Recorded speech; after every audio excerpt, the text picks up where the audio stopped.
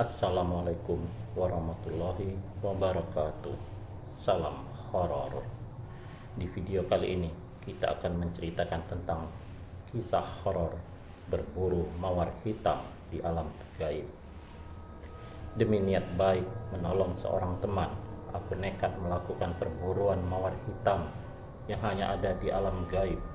Nyawaku nyaris terenggut setelah mengalami rentetan kejadian aneh. Paranormal muda, itulah sebutan yang sering kuterima dari beberapa orang yang pernah kutolong tanpa sengaja. Kusebut demikian karena sesungguhnya aku bukanlah paranormal sungguhan yang memiliki ilmu-ilmu gaib. Aku hanyalah memahami ramu-ramuan dari tumbuhan. Hanya sedikit saja pengetahuan kebatinan yang ku ketahui. Itu pun ku miliki karena aku belajar sendiri lewat buku. Aku memang butuh buku, terutama tentang tumbuh-tumbuhan yang sering digunakan sebagai ramuan obat, dan aku sering berburu tumbuhan langka. Dari ramuan-ramuan yang sering kubuat, telah banyak orang tertolong.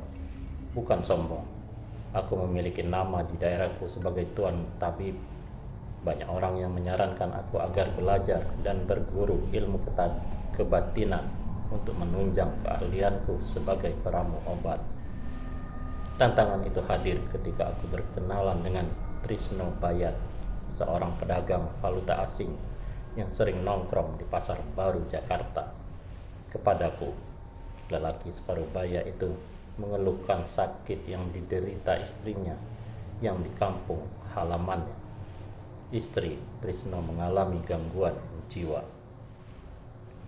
Konon, menurut beberapa paranormal, sakit istrinya akibat diguna-guna ketika istrinya masih di Jakarta beberapa waktu yang lalu. Setelah penyakitnya kian parah, istrinya dibawa ke kampung halaman, sedangkan Trisno sendiri tetap di Jakarta mencari nafkah dengan menjadi pedagang mata uang asing. Menurut Trisno, dari sekian banyak paranormal, rata-rata mereka mengatakan bahwa sakit istrinya itu akibat guna-guna yang dilakukan seorang dukun dari ujung kulon. Konon, dukun ini amat sakti dan menyembah berhala. Didapat dari keterangan pula bahwa guna-guna itu akan luntur bila istrinya memakan bunga mawar hitam. Katanya, hanya itulah satu-satunya penawar. Kepadaku, Pak Trisno meminta bantuan agar dicarikan bunga itu. Aku bingung, sebab aku sendiri pun belum pernah melihatnya, selain hanya mendengar namanya saja. Sebuah permintaan yang tak mungkin aku dapatkan, sebab bunga itu konon hanya tumbuh di alam siluman. Tak sembarang orang dapat mengambilnya. Tapi aku jadi bersemangat ketika Pak Trisno menawarkan imbalan uang 10 juta rupiah bila mendapatkan bunga itu.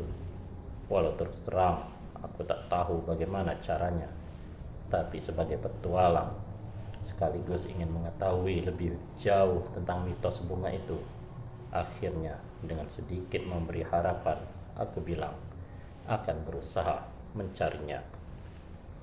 Tolong jangan berharap banyak dariku, sebab aku bukan dukun, kataku sambil senyum.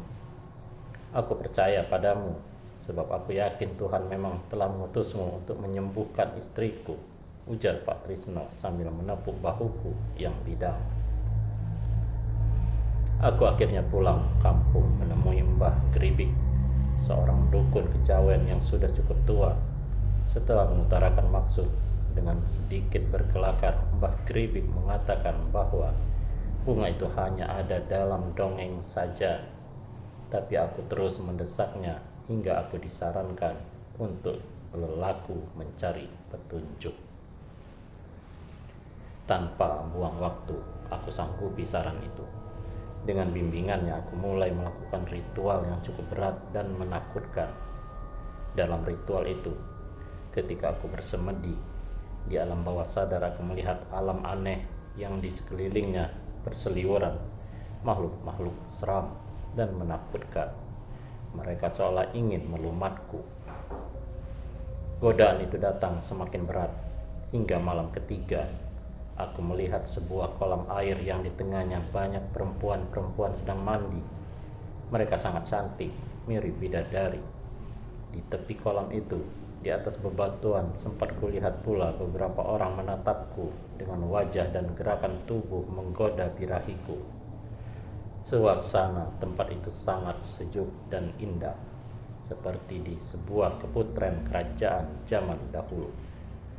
Tapi pemandangan itu tak berlangsung lama ketika terdengar kokok ayam. Para bidadari itu seperti terkejut, lalu saling berebutan untuk keluar dari kolam. Konsentrasiku buyar pula akhirnya. Tiba-tiba aku dapati diriku tersadar dengan terbangunnya alat vitalku. Aku tak tahu mengapa begitu. Mungkin karena melihat gadis-gadis sedang bugil di kolam itu. Hal itu kuutarakan kepada Mbah Geribik. Aku juga bilang tak menemukan petunjuk tentang mawar hitam. Tapi jawaban yang kuperoleh sangat mengejutkan. Mbah Geribik bilang, gadis-gadis itulah mawar hitam. Aku terkejut bukan main. Bahkan aku tak percaya. Dalam dunia gaib, mata batinmu belum mampu melihat hal sesungguhnya. Tapi bisa pula itulah sesungguhnya. Sebab dengan nalar saja itu tak akan berarti di sana. Itulah dunia gaib, katanya meyakinkan diriku. Aku tetap kekeh untuk mendapatkan bunga itu, entah berwujud singa sekalipun, kataku. Dengan geleng-geleng kepala, Mbak Geribik akhirnya berjanji akan membantuku mendapatkan bunga itu. Tapi dia juga bilang belum tentu sanggup, sebab taruhannya adalah nyawa. Malam Selasa Wage, kami berdua kembali melakukan semedi. Cukup lama kami mengosongkan hati dan pikiran, kata Mbah Geribik. Aku akan diajak meraga sukma, dan salah sedikit saja akan sangat fatal akibatnya. Singkat kata, ketika aku bisa mengosongkan pikiran, aku melihat setitik cahaya redup yang melambat laun membesar berwarna-warni. Aku berputar-putar hampir tak kuat karena pusing.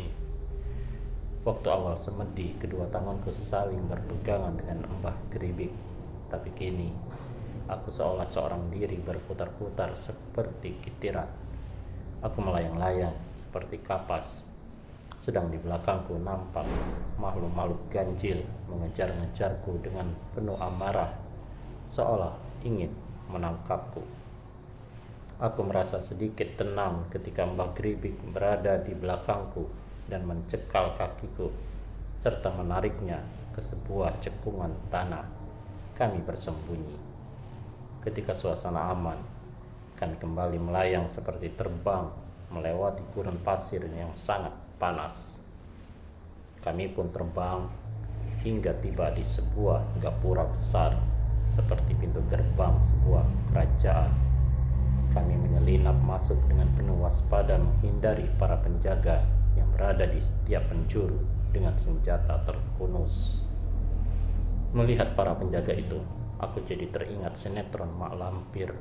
Mungkin ini kerajaan zaman dulu, pikirku.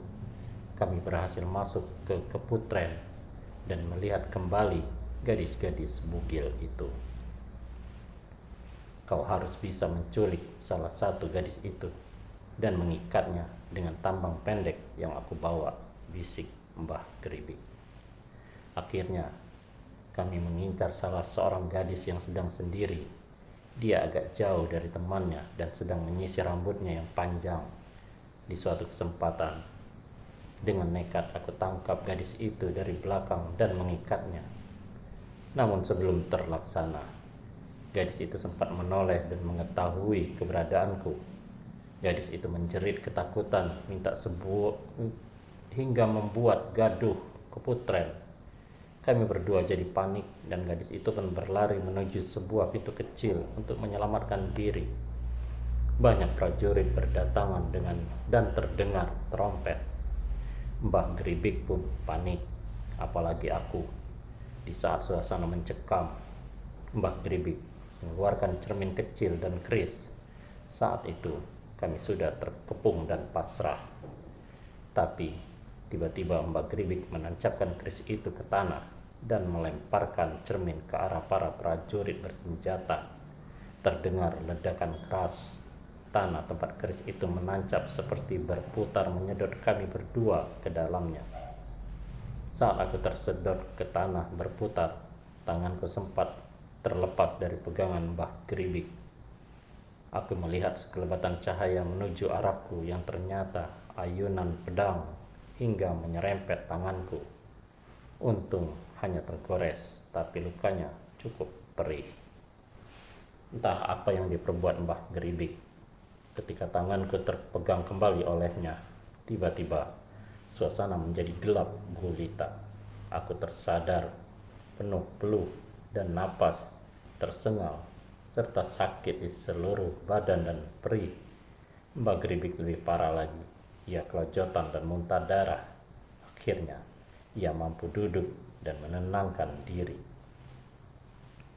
Aku baru sadar, tak mudah mendapatkan bunga itu yang sesungguhnya bukan sekuntum bunga, tapi sesosok siluman. Masih untung kami tak tertangkap para prajurit. Menurut Mbah Gribik, bila aku dapat menangkap gadis itu dan membawanya ke alam dunia, akan terlihat seperti bunga mawar tapi berwarna hitam. Aku tambah terkejut. Ternyata bukan sekali ini Mbah Gribik melakukannya, tapi sudah sering kali. Sayangnya tak pernah berhasil, kilahnya dengan wajah tegang. Mbak Gribik mengaku telah lama pula mencari bunga mawar hitam. Sudah beberapa kali aku mencobanya, tapi tak pernah berhasil. Aku berharap kau bisa membantuku, tapi ternyata malah nyawaku terancam, katanya. Aku kini jadi berpikir negatif pada Mbak Gribik. Jangan-jangan ia memanfaatkanku. Jangan berpikir macam-macam. Bunga itu banyak manfaatnya, juga untuk mengobati istri Pak Trisno itu, katanya lagi seolah tahu kecurigaanku. Luka pedang di tanganku pun tak nampak apa-apa, tapi entah masih merasakan perih, apalagi bila terkena sinar matahari. Dan atas saran Mbak Gribik, lukaku akan sembuh sendiri bila lewat 100 hari, dengan catatan harus rajin mengolesi minyak yang diberikan Mbak Gribik tiap tengah hari. Pengalaman yang tak terlupakan. Walau nyawaku hampir terancam, tapi aku tak puas berhenti sampai di sini. Kini aku tambah mengerti, ternyata alam gaib tak seremeh yang aku bayangkan. Demikianlah kisah horor kali ini. Semoga Anda terhibur. Wassalamualaikum warahmatullahi wabarakatuh. Salam horor.